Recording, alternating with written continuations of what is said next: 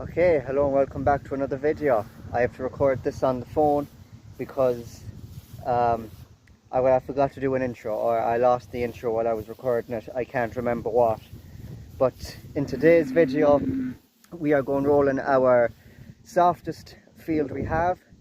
Obviously the roller, as you see it in this clip, is parked up because I'm recording this clip a couple of days, maybe a week after I done the rolling. So in this video we are going rolling our softest field, one of our softest fields, and we'll just go ahead and see how I get on. So I'm gonna give you over now to past me and get on with the video. So I'm gonna go ahead now and sort of oil the bearings off camera. So this is burnt oil.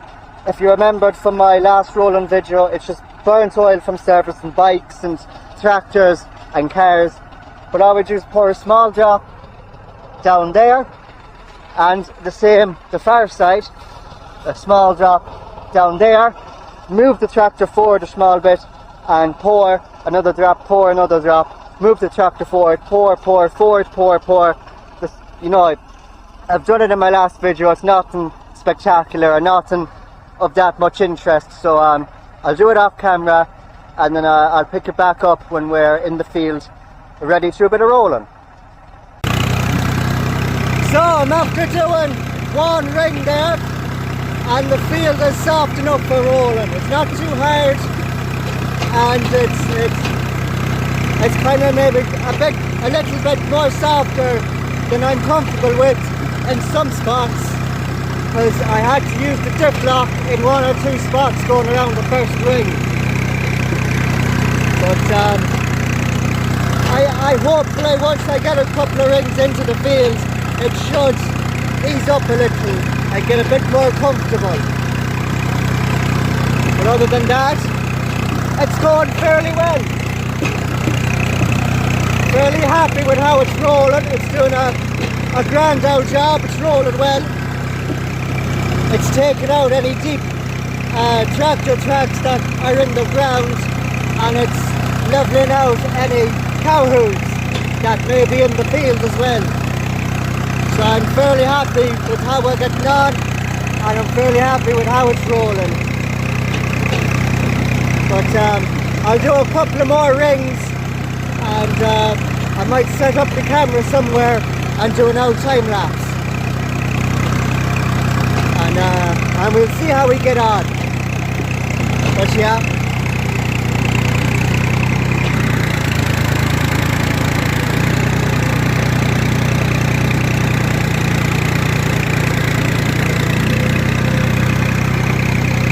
that was very uncomfortable there.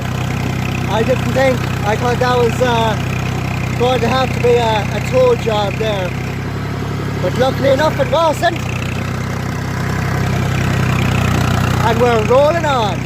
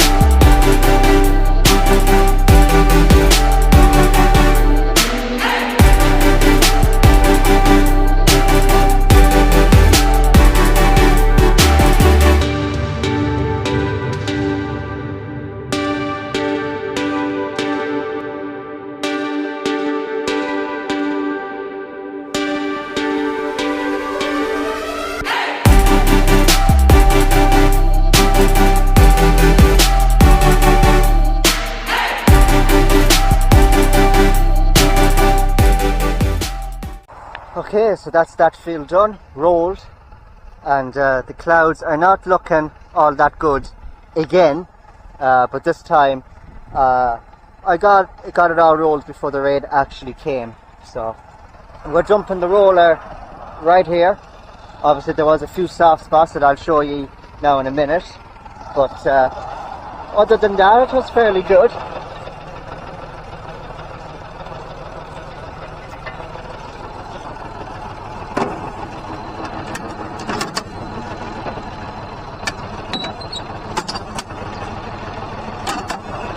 Now, all I have to do is pull forward and that will fall down and it should wait there.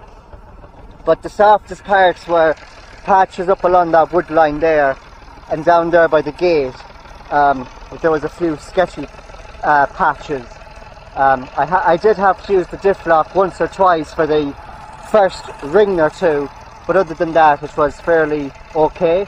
It was leaving marks as well, a couple of rings in, but not too sketchy that I was sort of nervous or afraid that if I go into this patch I mightn't get out. It wasn't sort of that way. But that's the silage field rolled and that's this field rolled as well. So happy days. That's not all the fields that we have to get rolled, but for now that is the rolling done for a couple of days to a week. So yeah, and all that was well oiled up. So I'll just hop onto the tractor, pull out, that should fall down.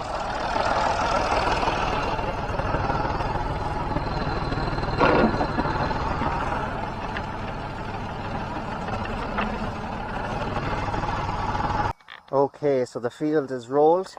As I mentioned, there was a few soft patches. There was one there along the ditch there.